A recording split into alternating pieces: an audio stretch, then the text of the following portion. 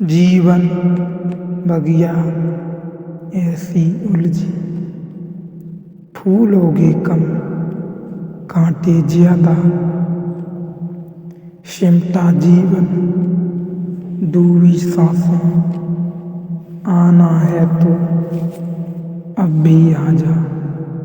यदि आपने अभी तक अंतिम अध्याय नहीं देखा है तो कृपया करके अंतिम अध्याय देखें, उसके बाद ही इस अध्याय में प्रवेश करें। अंतिम अध्याय सत्य की ओर ले जाता है, ध्यान की ओर ले जाता है।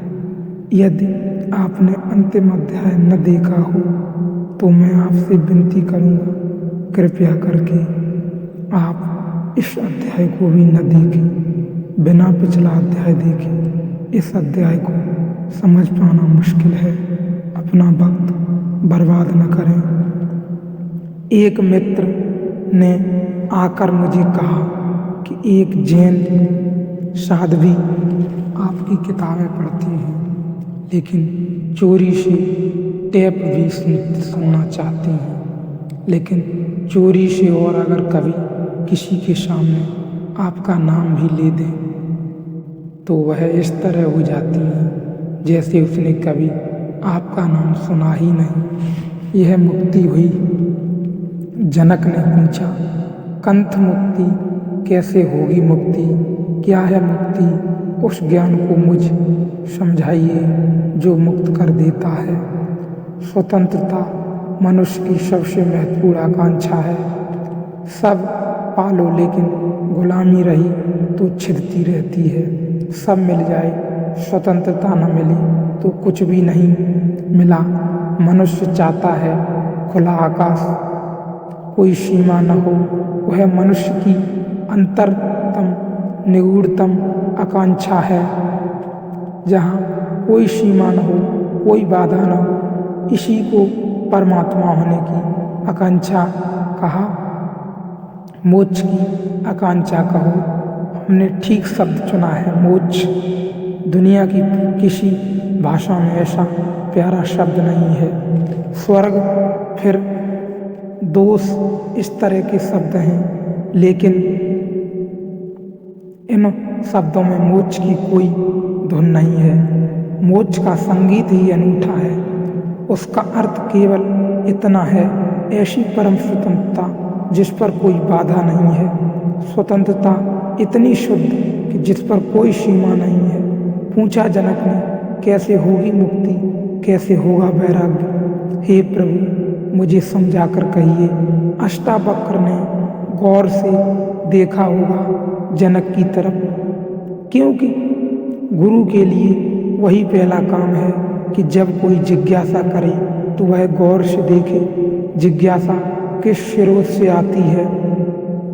पूछने वाले ने क्यों पूछा है, उत्तर तो तभी सार्थक हो सकता है जब प्रश्न क्यों किया गया हो वह समझ में आ जाए, वह साफ हो जाए। ध्यान रखना, सद्ज्ञान को उपलब्ध व्यक्ति, सद्गुरु तुम्हारे प्रश्न का उत्तर नहीं देता, तुम्हें उत्तर देता है। तुम क्या पूछते हो, इसकी फिक्र कम है। तुमने क्यों पूछा है? तुम्हारे पूछने के पीछे अंतर चेतन में छिपा हुआ जाल क्या है? तुम्हारे प्रश्नों की आड़ में वस्तुतः कौन सी आकांक्षा छिपी है? दुनिया में चार तरह के लोग हैं, ज्ञानी, मुमुक्ष, अज्ञानी, मूढ़। और दुनिया में चार ही तरह की जिज्ञासाएं होती हैं। ज्ञान की जिज्ञासा तो निःशब्द होती है, कहना चाहिए ज्ञानी की जिज्ञासा तो जिज्ञासा होती ही नहीं। जान लिया, जानने को कुछ बचा नहीं। पहुंच गए, चित्त निर्मल हुआ, शांत हुआ, घर लौट आए, विश्राम में आ गए। तो ज्ञानी की जिज्ञासा तो जिज्ञासा जैसी होती ही नहीं। इनका यह अर्थ नहीं कि ज्ञानी सीखने को तैयार नहीं होता। ज्ञानी तो सरल छोटे बच्चे की भांति हो जाता है, सदा तत्पर। सीखने को जितना ज़्यादा तुम सीख लेते हो उतनी ही सीखने की तत्परता बढ़ जाती है। जितने तुम सरल और निष्कपट होते चले जाते हो, उतने ही तुम सीखने के लिए खुले हो जाते हो। हवाएं तुम्हारे द्वार खुले पाती हैं, आए सूरज तुम्हारे द्वार पर दस्तक नहीं देनी पड़ती। आप आए परमात्मा तुम्हें सदा तत्पर पाते हैं। ज्ञानी ज्ञान को संग्रहित नहीं करता, ज्ञानी सिर्फ ज्ञान की क्षमता को उपलब्ध होता है। इस बात को ठीक से समझ लेना, क्योंकि पीछे यह काम पड़ेगी। ज्ञानी का केवल इतना ही अर्थ है कि जानने के लिए बिल्कुल खुला है, जिसका कोई पक्षपात नहीं, जानने के लिए जिसके पास कोई पर्दा नहीं, जिसके पास जानने के लिए कोई पूर्व नियोजित योजना ढांचा नहीं। ज्ञानी का अर्थ है ध्यानी, जो ध्यान पूर्ण है। तो देखा होगा अष्टावक्र ने गौर से जनक में झांक कर, यह व्यक्ति ज्ञानी तो नहीं है, यह ध्यान को तो उपलब्ध नहीं हुआ, अन्यथा इसकी जिज्ञासा मौन होती, उसमें शब्द न होते। बुद्ध के जीवन में उल्लेख है, एक फकीर मिलने आया, एक साधु मिलने आया, एक परिवार जक्र घुमक्कड़। उसने आकर बुद्ध से कहा, पूछने योग्य शब्द मेरे पास नहीं है, पूछने योग्य शब्द मेरे पास नहीं है, उसे शब्दों में बांधने की मेरी पास कोई कुशलता नहीं। आप तो जानते ही हैं, समझने जो मेरे योग्य हो कह दें, यह ज्ञानी की जिज्ञासा है। बुद्ध चुप बैठे रहे, उन्होंने कुछ भी न कहा।